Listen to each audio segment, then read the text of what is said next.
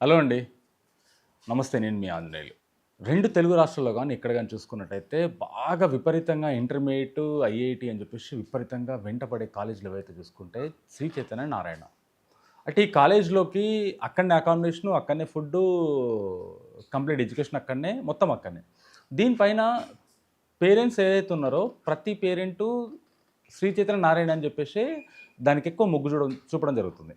కానీ అక్కడ లోపలికెళ్ళిన తర్వాత కరెక్ట్ ఏజ్ పిల్లలు 10థ్ నుంచి డిగ్రీకెళ్ళే స్థాయి మధ్యలో ఏదైతే ఉందో, ఇంటర్మీడియేట్ స్థాయి. అది కరెక్ట్ పిల్లలు గ్రోత్ లెవెల్ పెరిగే ఏజ్. దాంట్లో ఒక జైల్‌లో ఏసి బంధించినట్టు ఎలా అయితే ఉంటుందో అలాగుంటుంది. ఎందుకు మనకి ఇప్పటిదాకా ప్రతి స్టూడెంట్ దాంట్లో చదువుకున్న వాళ్ళు ఎంతమంది అయితే ఉన్నారో, ప్రతి ఒక్కరిని అడిగినా ఇదే విషయం చెప్తారు. కానీ పేరెంట్స్ పిల్లల ఎడ్యుకేషన్ కావాలి, పిల్లల మంచి భవిష్యత్తు కావాలని చెప్పేసి వాళ్ళు పోరాడుతుంటారు.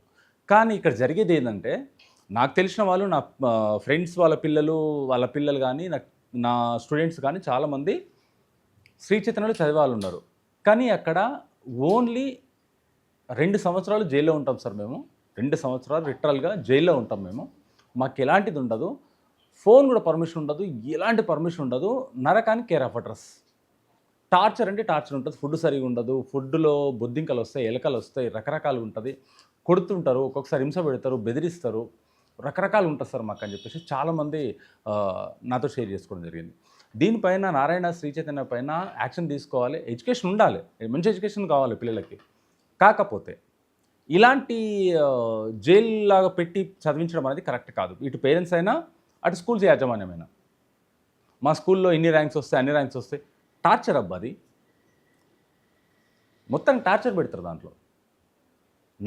నా దగ్గర ఉన్న స్టూడెంట్స్ గానీ, నా దగ్గర ఉన్న పేరెంట్స్ గానీ, నాకొచ్చి కంప్లెయింట్ చేసిన వాళ్ళు ఎంతోమంది ఉన్నారు. ఈరోజు ఉమెన్ కమిషన్ వెళ్ళి యాక్షన్ తీసుకోవడం జరిగింది. దీనిపైన ఒక సోషల్ యాక్టివిస్ట్ గానీ, ఇంకా కొన్ని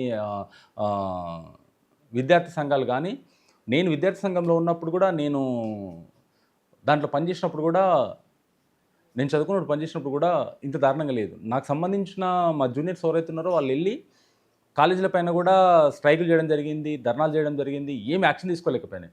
కానీ ఇప్పటికైనా ఉమెన్ కమిషన్ ఎళ్లి ఆవిడ ఎళ్లి మొత్తం కాలేజీ అంతా చూసి లేడీస్ హాస్టల్‌ని చూస్తే ఒక్కొక్క బాత్రూమ్‌కి వెంటిలేషన్స్ లేదు. ఒకటే రూమ్. ఒక్కటే రూమ్‌లో ఆ ఒక్క రూమ్‌లో ఒక్కరుండడమే ఎక్కువ. అలాంటి రూమ్‌లో 5గురిని కుక్కేస్తారు. వాళ్ళకి లాగేజ్ పెట్టుకోవడానికి ఉండదు. చూపిస్తుంటే ఆమె వీడియోలో చూపిస్తుంటే ఇంత దారుణమైన పరిస్థితా? తల్లిదండ్రులు డబ్బు సంపాదిస్తారు. లక్షలు కడతారు. కానీ ఆ 2 సంవత్సరాలు జైల్‌లో పెడతారు వాళ్ళని. లిటరల్‌గా జైలే. పిల్లల ఆవేదన మామూలుగా లేదు ఒక్కొక్కరిది. మాట్లాడుతుంటే పిల్లల ఆవేదన బయటకు చెప్పలేకపోతున్నారు. ఇంత దారుణమైన సిట్యుయేషనా నారాయణ శ్రీ చైతన్య కాలేజ్‌లో? మరింత దారుణమైన సిట్యుయేషన్. స్పోర్ట్స్ అనే మాట ఇంకా దాంట్లో అసలు ఎత్తకూడదు. ఫిజికల్ వార్మప్ గానీ, అసలు సూర్యుడు కూడా వాళ్ళకి 1 వీక్ ఒకసారి కూడా సూర్యుడు తగిలే అవకాశమే లేదు వాళ్ళకి.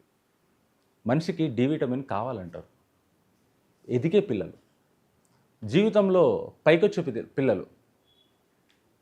2 సంవత్సరాల్లో మేము ఫెస్టివల్స్‌కి ఇంటికొచ్చినప్పుడు కూడా 1 వీక్ హాలిడేస్ ఇస్తే, ఆ 1 వీక్ ఆ డి విటమిన్ ఎండ తగులుతుంది సార్ మాకు.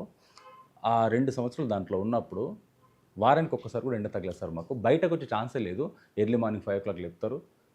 8:00 వరకు క్లాసులుంటే 7:30 వరకు తోలిస్తారు. ఫ్రెష్ అప్ అయ్యి మళ్ళీ వచ్చి బ్రేక్‌ఫాస్ట్ చేసి 1 అవర్‌లో మళ్ళీ కూర్చోవాలి. 8-9 మళ్ళీ కూర్చోవాలి. టీ. టీ ఉంటది, పాలుంటది అదే టైంలో. మళ్ళీ 1-2 ఈవినింగ్ 4-4:30 స్నాక్స్. మళ్ళీ 5కి వచ్చినామా 4-4:30, 5:30 వరకు వచ్చేసినామా, హాఫ్ అన్ అవర్‌లో కంప్లీట్ అయిపోయిందా, మళ్ళీ 9:30, 11 వరకు, 10:30, 11 వరకు మళ్ళీ కూర్చోబెడతారు. చదివించండి అబ్బా! పిల్లలు చదవాలి. జీవితంలో వాళ్ళ భవిష్యత్తు కోసం వాళ్ళు చదవాలి. ఇంత దారుణంగా కాదు. మరీ దారుణమైన సిట్యుయేషన్. అసలు స్పోర్ట్స్ మాట అసలు ఆ ఎత్తనెత్తొద్దు దాంట్లో. స్పోర్ట్స్ అంటే ఏందో కూడా పిల్లలకు తెలవదు అంతే. స్కూల్‌లో అప్పుడు ఆడతారు. తర్వాత వస్తే ఇంజినీర్ డిగ్రీలో ఉన్నప్పుడు అప్పుడు ఆడే సిట్యుయేషన్ తప్ప ఆ 2 సంవత్సరాలు నరకానికి care of address Shri Chaitanya Narayana కాలేజ్‌లో. వీటిపైన ఎన్నో ధర్నాలు చేయడం జరిగింది. నేను కూడా పార్టిసిపేట్ చేయడం జరిగింది వీటిలలో. నేనొక విద్యార్థి నాయకునిగా నేను కూడా చేయడం జరిగింది. మా సన్నిహితులు వాళ్ళెంతోమంది చేయడం జరిగింది. కానీ ఇప్పటికైనా గవర్నమెంట్ ఈ ఎడ్యుకేషన్ ఇన్‌స్టిట్యూట్స్ పైన ఎందుకు యాక్షన్ తీసుకోవట్లేదు? రీసెంట్‌గా నిన్న సాయంత్రం ఉమెన్ కమిషన్ వెళ్ళి దానిపైన రైడ్ చేసి కొంతమంది పోలీస్ సిబ్బందితోటి వాళ్ళ సహకారంతోటి ఆమె వెళ్ళి మొత్తం సెర్చ్ చేస్తే ఇప్పటిదాకా వీడియోలు అక్కడ వీడియోలు తీయనియరు. ఇన్ కేస్ ఏదైనా బొద్దింక వచ్చింది అంటే మా ఫ్రెండ్ వాళ్ళ కొడుకు దాంట్లో చదువుకుంటాడు. బొద్దింక వచ్చిందంటే వాడికి 1 వీక్ టార్చర్ ఇంకా. బొద్దింక వచ్చినా ఇట్లా తీసి పక్కనేసి తినాలి. ఆ కూరగాయలు, అన్నము అసలు అడగొద్దంట. ఇంటికొచ్చి పేరెంట్స్‌తోటి ఏడుస్తుంటే కూడా మళ్ళీ పంపిస్తారు. లక్షలు ఫీజు కట్టామురా, 2 లక్షలు, 3 లక్షలు కట్టాము, పోవాలి. పేరెంట్స్ బాధ ఒప్పుకుందాం. ఆ బాధ ఏంటో నాకు తెలుసు. లక్షల ఫీజు కడితే ఎలా ఉంటుందో నాకు తెలుసు. ఆ ఇబ్బంది ఏంటో నాకు తెలుసు. కానీ పిల్లలకి ఏదైతే ఎడ్యుకేషన్ ఇన్‌స్టిట్యూట్స్ ఉన్నాయో ఇంత దారుణంగా ఉండొద్దు. దీనిపైన గవర్నమెంట్ స్పందించి ఇమ్మీడియేట్‌గా యాక్షన్ తీసుకోవాలి. హాస్టల్ రూమ్స్‌లో రూల్స్ ఉన్నాయి. ఎడ్యుకేషన్ యాక్ట్ ప్రకారం రూల్స్ ఉన్నాయి. ఆ రూల్స్ పాటించండి మీరు. ఎవరి ఇష్టం వచ్చినట్టు వాళ్ళు చేయడం కాదు. ఆ రూల్స్ పాటించండి. మరింత దారుణంగానా? గవర్నమెంట్ ఎప్పుడు యాక్షన్ తీసుకుంటుందో చూద్దాం దీని వెనకాల.